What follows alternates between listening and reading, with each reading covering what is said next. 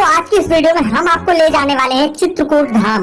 दोस्तों ये वही पवित्र स्थान है जहां पर भगवान श्री राम ने, माता सीता जी ने, लक्ष्मण जी ने अपने 14 वर्ष के वनवास में 12 वर्ष का समय चित्रकूट में ही बिताया। इसीलिए दोस्तों कहते हैं कि दुनिया में कूट बहुत सारे हैं लेकिन चित्रकूट सम कोई कूट नहीं है। दुनिया में बहुत सारे धाम हैं लेकिन चित्रकूट जैसा धाम कहीं पर नहीं है। बहुत ही पवित्र स्थान है दोस्तों। लाखों हजारों भक्त डेली यहाँ आकर दर्शन करते हैं। वहाँ के आसपास के जो मंदिर है वहाँ पर भी जाते हैं, तो वहाँ पर भी हम आपको ले जाने वाले हैं। सारे टॉप प्लेसेस चित्रकूट के वो आपको बताएंगे। यहाँ पर रुकने की सस्ती धर्मशालाएं, होटल्स कहाँ पर हैं वो हम आपको बताने वाले हैं। कहाँ पर लें वो भी हम आपको बताएंगे। इसके साथ ही हमें दर्शन कैसे करने हैं ये जानकारी भी हम आपको देंगे। इसके साथ ही कामदगिरी की जो परिक्रमा होती है उसके बारे में भी आपको सारी जानकारी देंगे। खाने पीने के क्या ऑप्शन है ये भी हम आपको बताने वाले हैं। तो दोस्तों इस तरीके से चित्रकूट ट्रिप से रिलेटेड जो भी आपके मन में सवाल है आपको इस वीडियो में मिल जाएंगे। इसके साथ ही दोस्तों आखिरी में हम आपको बताएंगे कि कम से कम खर्चे में चित्रकूट की इस पावन यात्रा को हम कैसे कर सकते हैं। तो चलिए जल्दी से वीडियो को शुरू करते हैं। तो दोस्तों सबसे पहले हम बात करते हैं कि चित्रकूट कैसे पहुंचना है। तो दोस्तों अगर आप ट्रेन द्वारा आना चाहते हैं तो चित्रकूट में खुद का रेलवे स्टेशन है। आप चित्रकूट धाम करवी के लिए ट्रेन पकड़ लीजिए। काफी बड़े शहरों से ट्रेन की कनेक्टिविटी चित्रकूट तक बहुत बढ़िया है। कानपुर, लखनऊ, दिल्ली से आपको डायरेक्ट ट्रेन मिल जाएगी, तो आप चित्रकूट ट्रेन तक आ सकते हैं। फिर दोस्तों अगर आप बसेस से आना चाहते हैं तो चित्रकूट के लिए यूपीएसआरटीसी की बसेस आपको गवर्नमेंट आसानी से मिल जाएंगी। कानपुर, महोबा, बांदा, प्रयागराज से आप डायरेक्ट चित्रकूट पहुंच सकते हैं। इसके साथ ही दोस्तों अगर आप फ्लाइट से आना चाहते हैं तो नजदीकी एयरपोर्ट कानपुर या लखनऊ का है। प्रयागराज भी आप आ सकते हैं। फिर वहां से आप बस या ट्रेन द्वारा चित्रकूट पहुंच जाएंगे।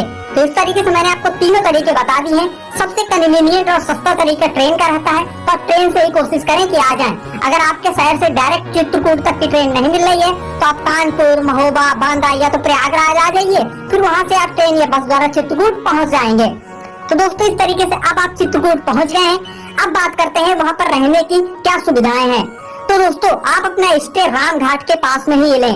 आप ऑटो वाले को बोलिए राम घाट आप पहुंच जाइए। राम घाट के पास में ही आपको कई सारी धर्मशालाएं 600 से 800 के बीच में 2 लोगों की मिल जाएगी। अगर होटल्स की बात करें तो आपको 1000 रुपए में नॉर्मल होटल्स भी मिल जाएगा 2 लोगों के लिए। तो अगर आप 2 दोस्त रहोगे, 2 लोग रहोगे तो पैसा भी आपका डिवाइड हो जाएगा। तो राम घाट के पास में अपना स्टे ले लीजिए और कोशिश करें कि आप सुबह 8 से 9 बजे के बीच में चित्रकूट पहुंच जाएं, जिससे आप वो दिन भी अपना सेव कर लोगे। रात में आओगे तो आपको एक दिन की एक्स्ट्रा और ट्रिप बनानी पड़ेगी। तो कोशिश करें कि 8 से 9 बजे या 10 बजे तक आप चित्रकूट पहुंच जाएं। तो दोस्तों अब आपने स्टे ले लिया है। खाने पीने की बात करें तो चित्रकूट में खाने पीने की कोई दिक्कत नहीं आने वाली है। 100 रुपए में आपको नॉर्मल थाली और 140 रुपए में आपको फुल थाली बढ़िया मिल जाती है। तो एक दिन के फूड की बात करें चित्रकूट में तो आपका 350 से 400 में पर डे मील हो जाएगी। तो अगर आप 2 दिन का ट्रिप बनाएंगे तो आपका 800 में मील का आसानी से हो जाएगा। इस तरीके से दोस्तों अब आप खाना पीना खा लीजिए, अपना स्टे भी आपने ले लिया है। अब बात करते हैं कि हमें दर्शन कैसे करने हैं। तो दोस्तों सबसे पहले अपने होटल्स में, अपने धर्मशाला में सामान रखिए और सीधे चले जाइए राम घाट। वहाँ पर स्नान करिए, पवित्र मंदाकिनी नदी पे आप स्नान करिए। फिर वहाँ से आप स्नान करके सीधा वॉकिंग डिस्टेंस में ही लगभग 1 किलोमीटर की डिस्टेंस में है कामदगिरी कांतानाथ स्वामी जी का मंदिर। तो वहाँ जाकर दर्शन करिए। दोस्तों यहाँ पर दर्शन करना सबसे जरूरी है। आप कांतानाथ जी के दर्शन करिए, फिर पूरे कामदगिरी पर्वत की आप परिक्रमा को स्टार्ट कर दीजिए। ये आपको करना ही करना है। परिक्रमा मार्ग की बात करूँ तो लगभग 5 किलोमीटर की परिक्रमा है और आप आसानी से 3 से 4 घंटे में आसानी से कर लेंगे। परिक्रमा मार्ग में ही दोस्तों आपको बहुत सारे मंदिर देखने को मिलेंगे, तो उनके भी दर्शन करिए। दोस्तों परिक्रमा मार्ग में ही आपको लक्ष्मण पहाड़ी मिलेगी, तो यहाँ जाना बिल्कुल भी मत भूलना। दोस्तों आप जाइए लक्ष्मण पहाड़ी में और वहाँ पर लक्ष्मण जी के दर्शन करिए। आपको एक कुंड देखने को मिलेगा, उसके भी दर्शन करिए।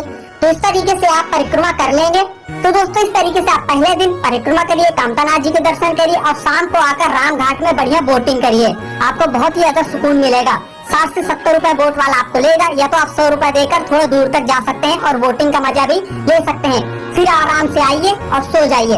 अगले दिन सुबह उठ के आप एक ऑटो हायर कर लीजिए जो आपको सारे टॉप प्लेसेस चित्रकूट के घुमाएगा।